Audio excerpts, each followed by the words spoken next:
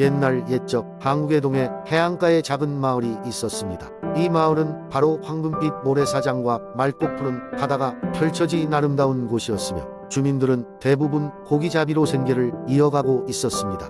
마을 사람들은 바다가 주는 풍요로움에 항상 고마워했고 그에 대한 보답으로 매년 바다에 제사를 지내며 용왕신에게 감사를 표하곤 했습니다. 어느 날 이 마을에 용감하고 성실한 어부 태영이 살고 있었습니다. 그는 마을에서 가장 용감한 어부로 알려져 있었으며 그의 이름은 바다 깊은 곳 어두운 심령까지 닿았습니다. 태영은 성실하고 올바른 심성을 가졌으며 언제나 진실된 마음으로 바다에 나가 물고기를 잡았습니다. 하지만 최근에는 이상하게도 바다에서 물고기가 잘 잡히지 않아 마을 사람들은 걱정이 많았습니다. 그러던 어느 날 밤 태영은 바다에서 쓸쓸하게 돌아오는 길에 자신에게 들려오는 낯선 목소리를 들었습니다.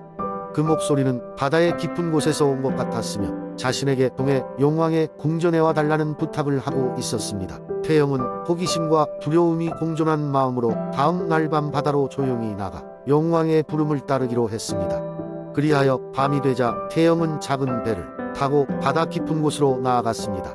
이상하게도 바닷물은 빛나고 있었고 금빛 물결이 태영을 따라왔습니다. 잠시 후 바닷속에서 용이 형상을 한 거대한 물고기가 나타났습니다. 용의 모습에는 놀랄 수밖에 없었지만 태영은 두려움을 이겨내고 용을 따라 깊은 바닷속으로 들어갔습니다.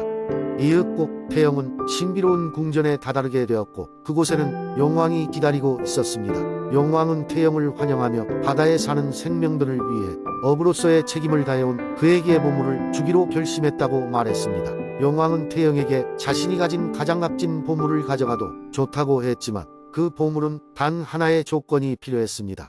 그것은 자신의 욕심을 내세우지 않고 마을을 위해 사용해야 한다는 것이었습니다.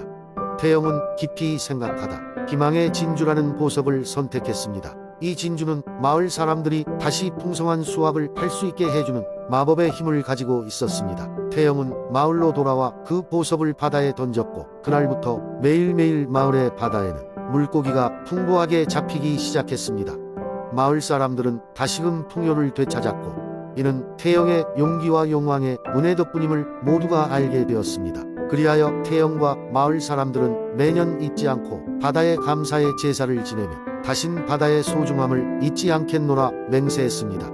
태영의 이야기와 용왕의 보물에 대한 전설은 오랫동안 마을 사람들 사이에서 전해져 내려왔습니다. 두 번째 이야기 아주 오래전 전주의 아름다운 천병가에는 전설적인 종이학 이야기가 전해 내려오고 있었습니다. 그 학은 사람들에게 행복과 행운을 가져다 준다고 믿어졌고 고운 비단 종이로 접어져 벚꽃이 만개하는 봄날이면 하늘 높이 날아올랐다고 합니다. 옛날 옛적 전주에는 영민한 소년 유진이 살고 있었습니다. 그는 항상 동화 같은 이야기를 좋아했고 특히 종이학의 전설에 매료되었습니다. 그렇게 전설을 찾아다니던 어느 날 유진은 아버지가 물려주신 먼지가 쌓인 낡은 책장에서 특별한 양피지 하나를 발견했습니다. 그 양피지는 마법의 종이학을 접는 방법이 적힌 고서였고 그 종이학을 완성한 자에게는 평생의 행복이 주어진다는 내용이 들어 있었습니다. 유진은 이 양피지를 손에 넣고 곧바로 종이학을 접기 시작했습니다. 그는 온갖 종류의 종이를 모아 매일같이 연습을 계속했습니다. 전주의 여름은 뜨거웠고 종종 비가 내렸지만 유진의 의지는 결코 꺾이지 않았습니다. 마침내 한 해가 다 지나고 다시 벚꽃이 만개하던 날 유진은 마법의 종이학을 완성했습니다. 그날 밤 종이학의 날갯짓 소리에 잠에서 깬 유진은 창밖으로 하늘을 보았습니다. 완성된 종이학이 실제학이 되어 하늘을 날고 있었던 것입니다. 밝고 은은한 달밤에 그 학은 빛나고 있었고 하늘을 돌며 행복과 행운을 뿌리고 있었습니다. 동네 사람들은 모두 그 소문을 듣고 축제처럼 모여들었습니다. 모두들 그 종이학의 날갯짓을 보며 별을 헤아리듯 꿈을 꾸기 시작했습니다. 전주는 그날 이후로 전설의 땅이 되었습니다. 사람들은 매년 봄 벚꽃이 필 때마다 자신의 소원을 종이에 적어 학을 접기 시작했습니다.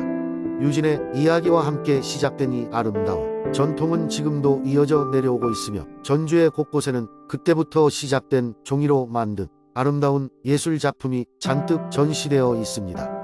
유진은 그 이후로도 종이와 관련된 다양한 예술 작품을 만들어냈고 그가 만든 종이학은 전주뿐만 아니라 더 널리 퍼져 많은 사람들에게 행복을 가져다 주었습니다. 그의 이야기와 용기가 담긴 종이학은 전주 사람들의 심장에서 영원히 피어나고 있습니다. 세 번째 이야기. 옛날 옛적 천국에 가까운 바다를 가진 거제라는 아름다운 섬이 있었습니다. 그 섬에는 맑고 청명한 하늘 아래 신비로운 파란 바다가 펼쳐져 있었고 그곳엔 아름다운 해양 생물들이 가득 살고 있었습니다. 전설에 따르면 거제의 바다는 마법의 힘을 지닌 거대한 용이 지켰다고 합니다. 그 용은 하늘에서 내려와 인간들과 함께 살아가는 것을 좋아했습니다. 그는 바다 깊숙이 숨겨진 보물을 지키며 바다를 깨끗하게 유지하는 역할을 맡고 있었습니다. 거제에는 용을 숭배하며 그에게 경의를 표하는 작은 마을이 있었습니다.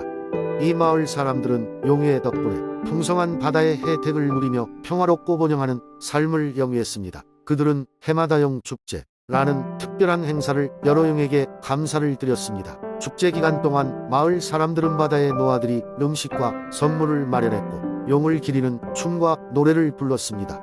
어느 날 마을에 커다란 문제가 닥쳤습니다. 바람이 거세게 불고 거친 파도가 쉴 새 없이 몰아쳤습니다. 마을의 어부들은 한동안 바다에 나가지 못했고 마을은 점점 기근에 시달리기 시작했습니다. 사람들은 용에게 도움을 청하기로 결정하고 마을의 어르신 몇 분을 대표로 보내어 용에게 간청하기로 했습니다. 어르신들은 용이 사는 깊은 바다 속신비의 동굴로 여행을 떠났습니다. 그들은 거친 파도와 싸우며 배를 몰고 위험하게 항해해 마침내 용을 만났습니다. 어르신들은 예를 갖춰 용에게 인사를 드리고 바다의 경랑을 잠재워 주기를 부탁드렸습니다. 용은 어르신들의 요청을 경청하더니 고개를 끄덕였습니다. 인간의 진심 어린 마음을 받아들이겠다. 그러나 이번 일이 끝나면 너희도 바다를 보호해야 한다. 라고 이야기했습니다. 그리고는 거대한 날개를 펼치고 바다 위로 날아올랐습니다. 용이 하늘을 가르며 한번 크게 울음을 토하니 기적처럼 멀리서부터 서서히 바다가 잠잠해지기 시작했습니다. 마을은 다시 평온을 찾았고 얕은 물에서 어부들은 다시 고기를 잡을 수 있었습니다. 그러나 마을 사람들은 용과의 약속을 잊지 않았습니다. 그들은 바다를 깨끗이 하고 쓰레기를 버리지 않으며 해양 생물을 보호하며 자연을 존중하기로 다짐했습니다. 그리고 매년 용축제는 더욱 성대하게 치러졌습니다. 이제 마을 사람들은 용이 항상 그들의 수호신이 되어줄 것이라고 믿었습니다. 그렇게 거제는 용의 전설과 함께 오랫동안 평화로운 나날을 보냈고 아름다운 자연과 함께 살아가는 지혜를 터득하게 되었습니다. 이렇게 거제의 바다와 용의 이야기는 오늘날까지도 섬 사람들 사이에서 전해지며 그들의 삶에 깊은 영향을 미치고 있습니다. 이 전설은 우리에게 자연을 사랑하고 보호하는 것이 얼마나 중요한 것인지를 깨닫게 해주는 교훈으로 여겨집니다. 네 번째 이야기. 한반도의 동쪽 끝자락 동해안의 은빛 물결을 마주하고 있는 포항에는 수백 년간 전해 내려오는 특별한 이야기가 있다. 이 이야기는 그 지역의 정신과 역사를 담고 있으며 세월이 흘러도 여전히 사람들의 마음속에 깊이 남아있다. 옛날 옛적 포항의 작은 어촌 마을에는 영혼의 등대라 불리는 거대한 등대가 있었다. 이 등대는 포항의 해안선을 따라 길게 늘어선 오목한 해안에 우뚝 서서 항해자들에게 길을 밝혀주곤 했다. 그러나 이 등대에는 단순한 등대로서의 역할 이외에도 놀라운 이야기가 숨겨져 있었다. 전설에 따르면 영혼의 등대는 밤하늘의 별과 연결된 신비로운 힘을 가지고 있었다. 그 힘은 등대의 불빛을 통해 퍼져나가 사람들의 마음속에 희망과 용기를 불어넣었다고 한다. 마을 사람들은 등대의 불빛을 통해 마을 전체의 평화와 조화가 찾아오는 것을 믿었다. 어느 날 포항을 강타한 거대한 폭풍우가 다가왔다. 바다는 광기 어린 파도로 넘실거렸고 하늘은 번개가 쳤다.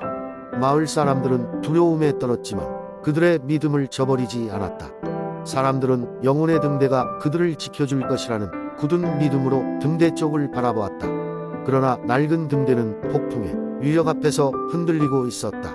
갑작스럽게 등대의 불빛이 꺼지는 듯 했을 때 한 젊은 어부가 용감하게 등대로 달려갔다.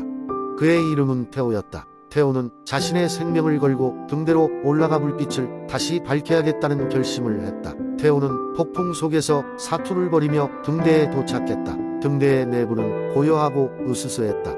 그는 불빛을 되살리기 위해 등대에 기계장치를 조심스럽게 다루었다. 그 순간 등대의 중심에 깃든 신비한 빛이 그에게 다가왔다. 그것은 등대에 깃든 별의 영혼이었다. 별의 영혼은 태호에게 말했다. 내가 가진 용기와 희망은 이 불을 부활시킬 수 있는 힘이다. 이 불은 마을 사람들의 마음에도 밝은 빛을 비출 것이며 너의 행위는 영원히 기억될 것이다. 태호는 별의 영혼에 감사하며 그 불씨를 되살려냈다. 등대는 다시금 눈부신 빛을 바라며 폭풍 속에서도 끄떡없이 서 있었고 어둡던 밤바다를 환하게 밝혔다. 마을 사람들은 등대의 불빛 아래서 안전하게 피난처를 찾을 수 있었고 곧 폭풍은 지나갔다. 그 이후로도 영혼의 등대는 포항 사람들에게 믿음과 희망의 상징으로 남았다. 마을 사람들은 태호의 용기를 기리며 매년 그날을 기념하며 작은 축제를 여러 그를 기억했다. 그리고 전설 속의 별의 빛은 시간이 흘러도 포항을 지켜주리라는 믿음과 함께 전해져 내려왔다. 이 이야기는 세월이 흘러도 마을 사람들의 가슴 속에 남아 그들에게 용기를 주었다. 영혼의 등대는 그래서 포항의 불멸의 불빛으로 계속해서 빛나고 있다.